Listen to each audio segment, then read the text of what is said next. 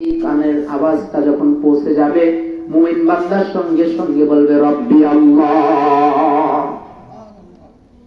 সঙ্গে সঙ্গে বলে দিবে আমার রব ছিল একমাত্র আল্লাহ। বলেন তো আমার আপনার রবকে?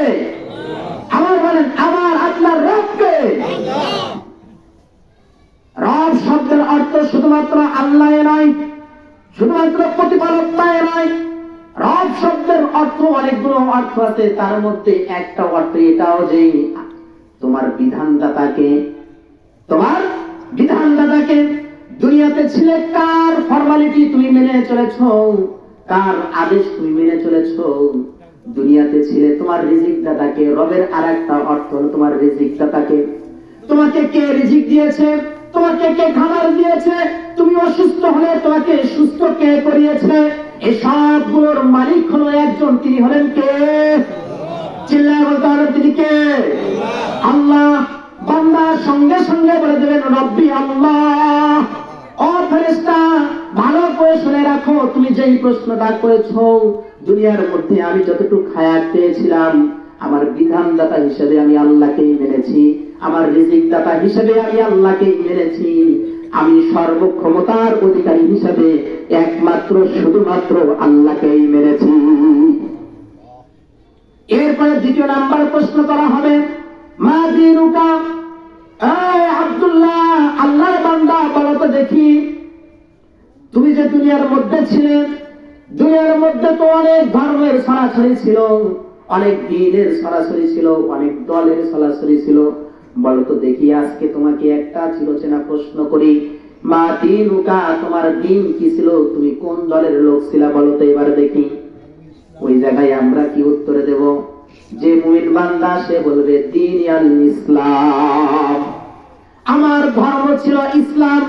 ও ফেরেশতা, ভালো করে শুনে রাখো, দুনিয়ার মধ্যে আল্লাহ রাব্বুল আলামিন যখন পাঠাইছিলেন, আমি হিন্দু ধর্ম গ্রহণ করি নাই, বৌদ্ধ ধর্ম গ্রহণ করি নাই, আমি খ্রিস্টান ধর্ম গ্রহণ করি নাই, আমি ইহুদিদের ধর্মকেও গ্রহণ করি নাই, আমি গারো সাঁওতাল কোন ধর্ম আমি অবলম্বন করি নাই। দুনিয়ার মধ্যে শুধুমাত্র আমি একটা ধর্মকেই মেনে চলেছি। আমি দুনিয়ার মধ্যে এই কপালটা একজনের কাছে শুধুমাত্র নত করেছি, আমার সেই দিনের নামটা হলো ইসলাম। দুনিয়ার মধ্যে আমি ইসলাম ধর্মের অনুসারী ছিলাম। তৃতীয় নাম্বার প্রশ্ন করা হবে মা হাযার রাজুল আল্লাযী বুইসা ফীকুম। বান্দা, বলো তো দেখি, এই যে তোমরা ব্যক্তিটাকে দেখতে পাচ্ছ, এই ব্যক্তিটা কে ছিল যাকে তোমাদের কাছে প্রেরণ করা হয়েছে? এই ব্যক্তি সম্পর্কে তোমাদের ধারণাটা কি বলো? আল্লাহ রাব্বুল আলামিন সেদিন বিশ্বনবী সাল্লাল্লাহু আলাইহি ওয়াসাল্লামকে চেহারাটাকে কবরের ভিতরে প্রতিচ্ছবি হিসেবে স্থাপন করে দিবেন।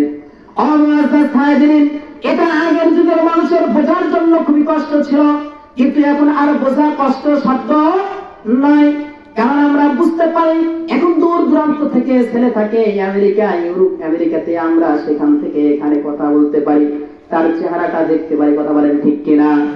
আল্লাহ রাব্বুল আলামিন কবরের মধ্যে বিশ্ব নবীর চেহারাটা প্রতিচ্ছবি করে দিয়ে বলবেন যে বলো তো দেখি এই লোকটাকে যাকে দুনিয়ার মধ্যে প্রেরণ করা হয়েছিল, বলো। সে বলবে মুহাম্মাদুর রাসূলুল্লাহ সাল্লাল্লাহু আলাইহি ওয়াসাল্লাম। ওই বান্দা বলবে যে ইনি ছিলেন আল্লাহ তাআলার পক্ষ থেকে একজন প্রেরিত রাসূল, তার নাম হলো মুহাম্মাদুর রাসূলুল্লাহ। সকলে বলি সাল্লাল্লাহু আলাইহি। এই প্রশ্নগুলো করা হবে।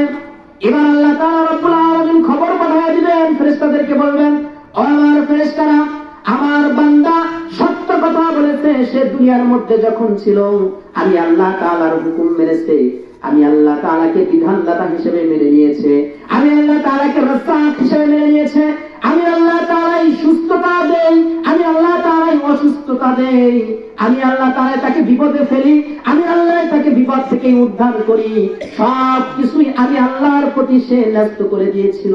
আমার বান্দা সত্য কথা বলেছে, দুনিয়াতে থাকার ভিতরে সে ইসলাম ধর্মই গ্রহণ করেছে, আমি ছাড়া অন্য কারোর কাছে সে মাথা ঠেকায় নাই।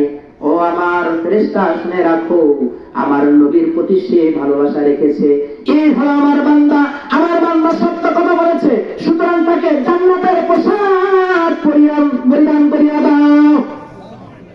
এবার ফেরেশতারা তাকে জান্নাতের পোশাক গুলো পরিধান করিয়া দিবেন এবং তাকে কবরের ভিতরে রাখা হবে।